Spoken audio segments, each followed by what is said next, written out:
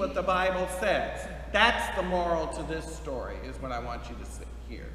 Because there are critics out there that will tell you, and it's like they're full of it. Because they just simply do not recognize the archaeology that exists. So I just want to emphasize that.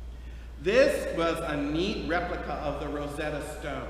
And I managed to get up close to make this picture, this famous cartouche. This is Kleopatra.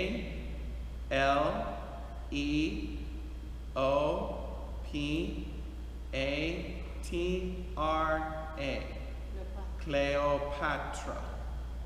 It was Jean-Francois Champollion looking up this cartouche, which he recognized as a name, and finding it in the Greek version down here was a way to decipher the hieroglyphs for the first time in the early 19th century. Until then, the language was lost.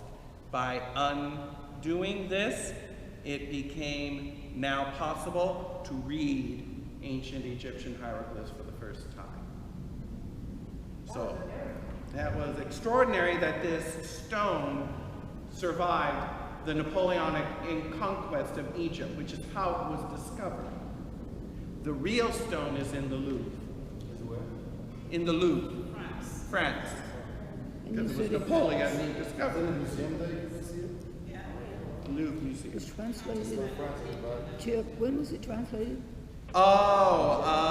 It was shortly after, in the late 19th century, that he cracked the code and was able. He was the first man to walk into ancient Egypt and actually read what was on the temple walls for the first time. It was an extraordinary breakthrough in linguistics. And we have the Rosetta Stone to thank, which was originally used as a kitchen table in a French home until someone recognized, wait a minute, there's these and yeah, so amazing. This is a copy, a facsimile of the Great Scroll of Isaiah that was found in the Qumran caves. The Great Scroll of Isaiah. And this is really a little portion of it. It was something like this. I couldn't get a broad enough picture. It's an amazing scroll. The entire book of Isaiah found. Is that a replica too? Huh? Is that a replica too? This is a replica. The original one is in Israel, in the Scroll Museum. But this dates back to 125 BC. And you know what the difference between this scroll is and the translations that we had gotten? None. None. Not a word different.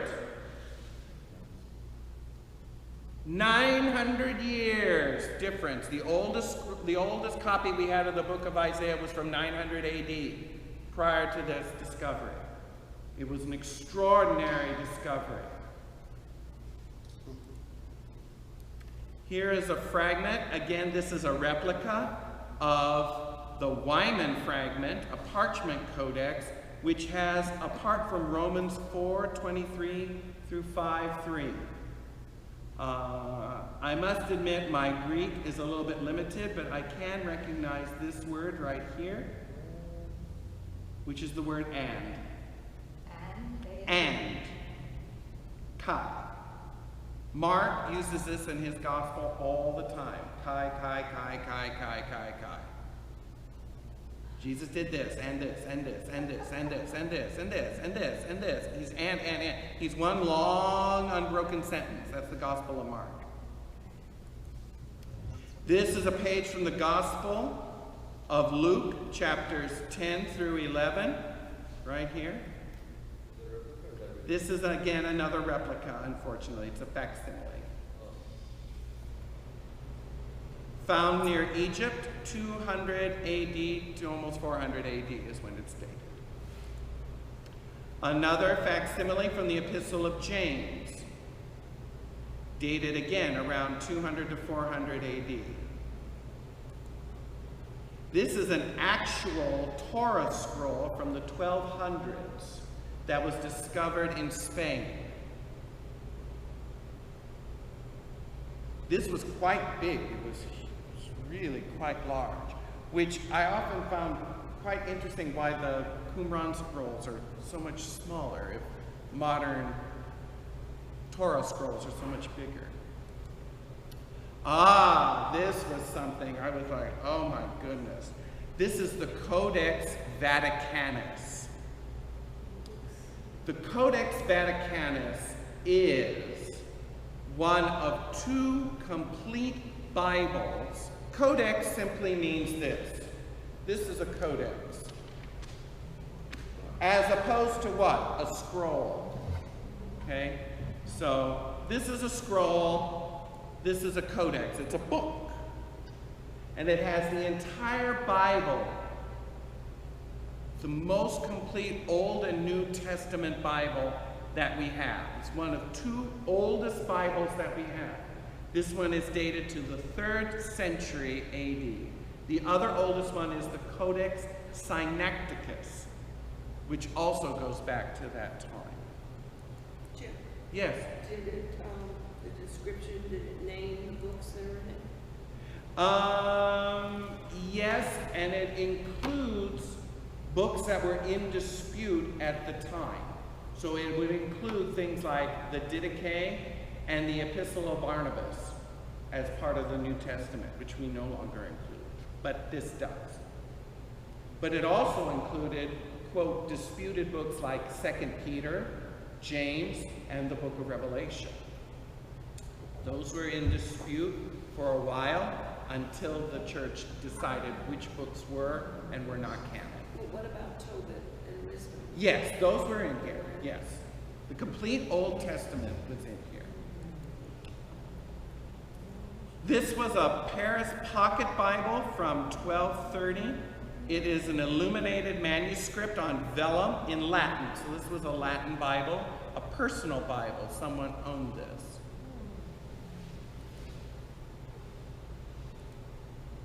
This is a Bible with Jerome's prologues. It's a copy of Jerome's prologues. And this was written 1230 to 1260, manuscript on vellum in Latin. Jerome was the Bible scholar of his day. He was the one that translated the Bible into Latin under the command or the order of the Pope, Pope Damasus I. This is a page from Johann Gutenberg's Bible in Latin. This is from one of the original Gutenberg Bibles. This is now, Tyndale was, he's praised by Protestants as being one of the pre-Protestant leaders before the Protestant Reformation. This is Tyndale's 1526 New Testament that he wrote. He was condemned by the church and later, I believe, burned at the stake. Why was he condemned?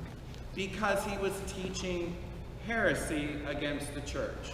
And he was tried, convicted, and then burned at the stake.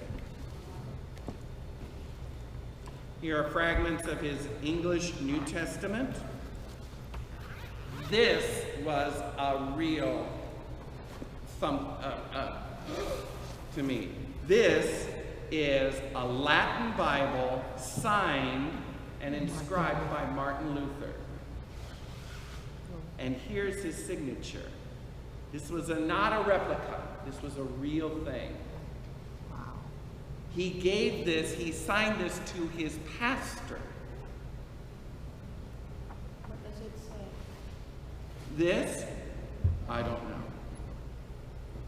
But this is his actual signature. This is Martin Luther's Is signature. that when he was still a priest? Huh? Is that when he was still in the Catholic Church? Yes, he's the one that broke away. There's his picture, and there's another picture of the Bible that he inscribed. So it's written in English? No, German. Oh, in German? Yes. Well, then, it reads. I don't know German. This is Martin Luther's Revised New Testament. This is his translation of the New Testament.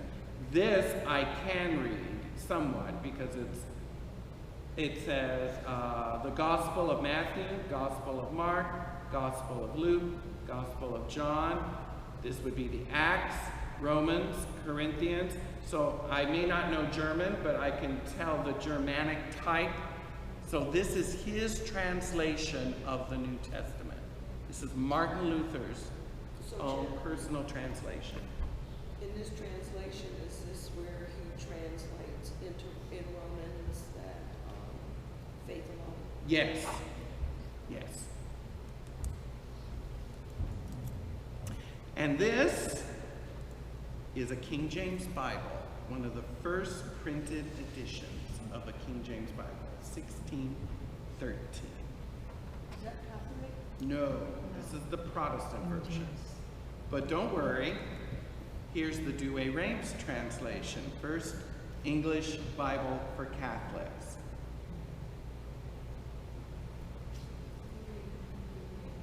And I could read this the picture's small, but you can actually read this in English. Douay-Rheims translation. This was very interesting. This is the world's first study Bible that had commentary and pictures to help one read it. It's called the Geneva Bible. It's a Protestant translation, but the Protestants that first wrote it were basically the reformers themselves. John Calvin, John Knox, and Zwingli all contributed to the commentary of this Bible. What makes this important is that it's the first commentary Bible, first study Bible ever written and produced. And here's a display of modern translations. What do I see? The Ignatius Bible. Yay! Those of you who went, you remember, it was about 3 years ago. Was it? Or more, when we went to see the Dead Sea Scrolls. Yes. Remember that block from the city of Jerusalem? Yes. Here's another one. This is a block from the Temple Mount.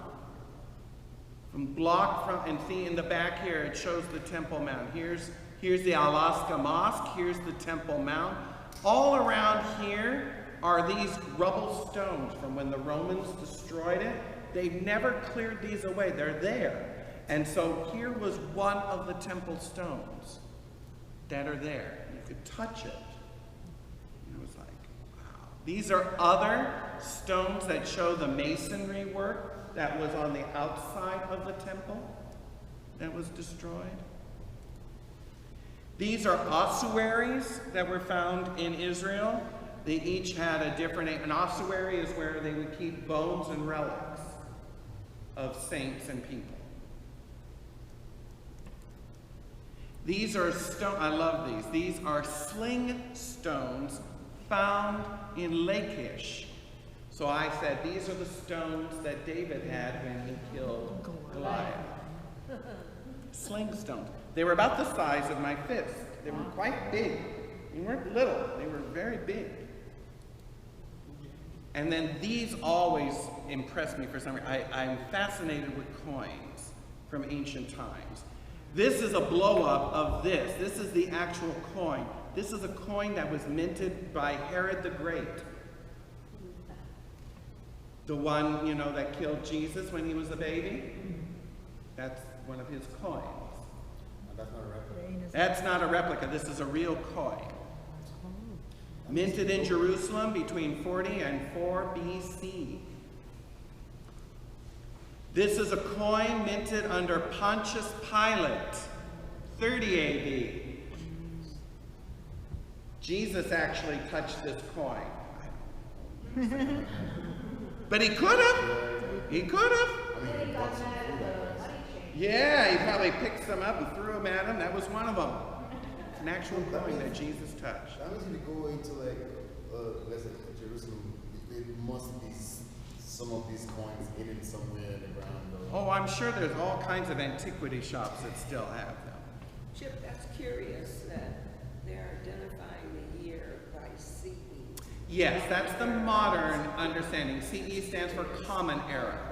And before that, it's BCE, which stands for Before Common Era, because we're taking Christ out of our calendar system.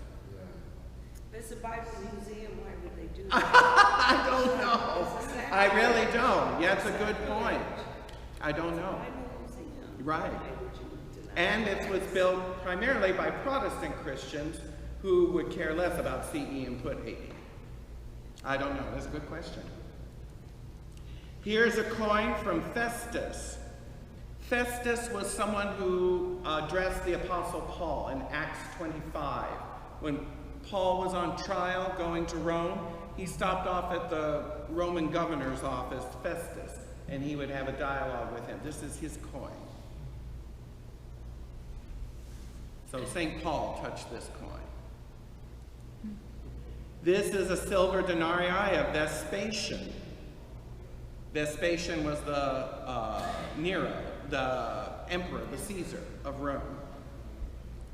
And then this is a silver dinar of Titus. Titus was the emperor who destroyed the temple in Jerusalem.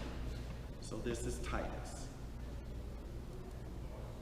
And a coin of Agrippa II, Domitian's portrait. Domitian was the Caesar that exiled John on the island of Patmos. So there he is. Be free to spit on his face for sending John to exile. And then these are pots. Found where, you ask? Here. Right outside of Nazareth, in the valley of Megiddo.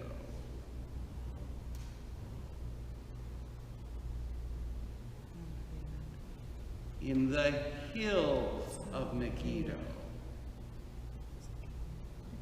Har Megiddo. Armageddon, yes. This is the valley of Jezreel. This is Armageddon. Armageddon, the hills of Megiddo. It's where Solomon kept all of his